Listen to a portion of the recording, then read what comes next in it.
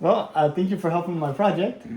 Could you say a little bit about yourself? My name is Lishore. I am in the 10th grade, so 15 years old. I'm in high school and I'm a STEM student. Oh, and what are you studying in STEM? Right now I'm doing engineering.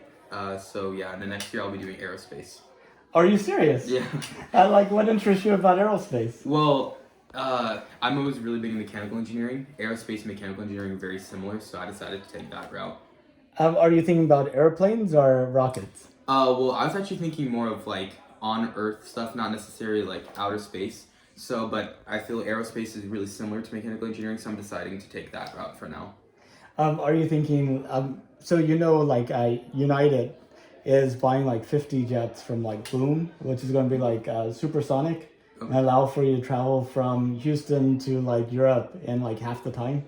Don't know if you were familiar with I that. wasn't. But like supersonic jets, I mean, like the airplanes haven't really sped up in like the past few decades. Is that something that you're planning to change? I mean, hopefully. I mean, right now I'm just, basic STEM student, but hopefully in the long run, maybe I can contribute to that in some way. And so you're studying like physics and math and. Yeah, right now I take intro to physics, and next year I'll be taking physics specifically for aerospace. Yeah. And how does the physics for aerospace differ from like regular physics? Well, regular physics is more of concerned. The big constant is G, gravity, right? 9.8. And when you go to aerospace, you don't really use that constant. You use other constants. That I'm gonna start to learn. I haven't learned yet, but that's the big difference. Yeah. So you're talking about like doing things while you're undergoing like different maneuvers Exactly. and Yeah. maybe you're a rocket taking off. You might experience like three, four, five, six times the Yeah. force of gravity. Right. Well, did you know that NASA is planning to send people to the moon again? Oh, okay. I did. I mean, a little bit, but not specifically. Just out of curiosity, do you know when the last time we had people actually step on the moon? No. I mean, I've always heard of all the SpaceX missions and stuff, but I can't remember the last time. Not really. Would you believe 1972? It's crazy, but it's a little crazy. So what do you think about us going back to the moon? I mean, if it's beneficial, I'd love to see that happen.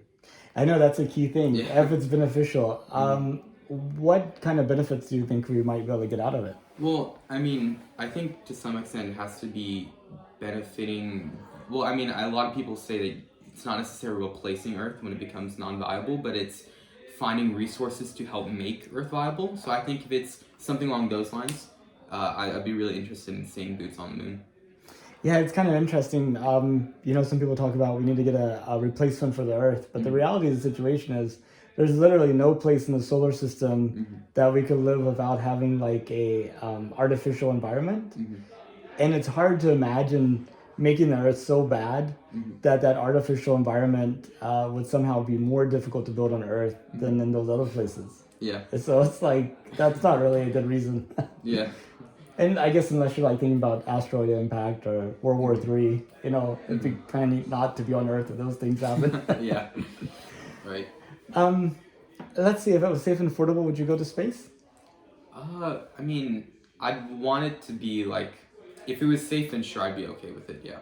Like, how safe would it need to be? I definitely want a lot of like scientific data. Like multiple people have gone before, at least a couple hundred, maybe even 1,000.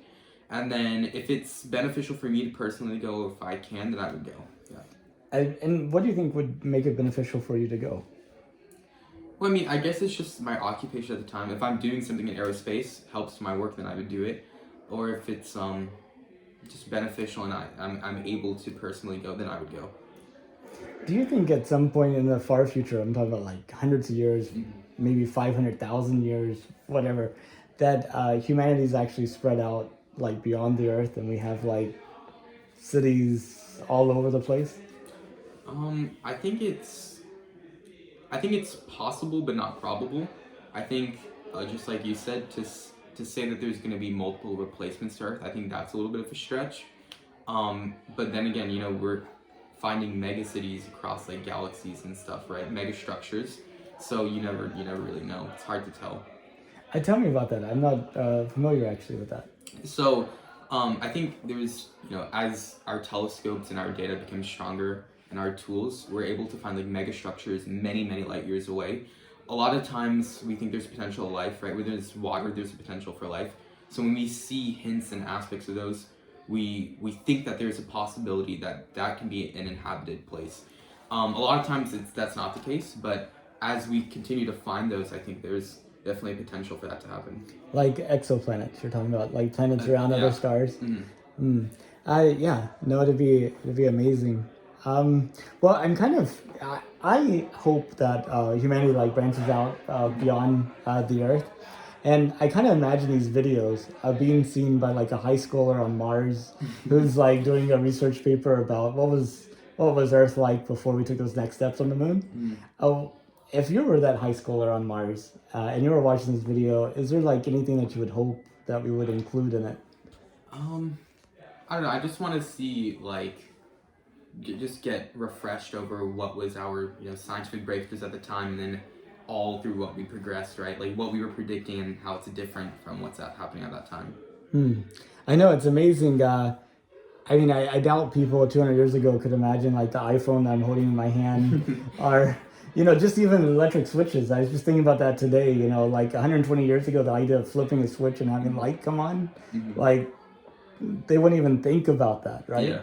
And then it was like that way for thousands of years before that. So it's just like really amazing that we live in this time, I think. So, well, did you have any questions for me or anything you wanted to add? No, that's it. It was really interesting. Thank you. I really appreciate your time. Thank you. Me too.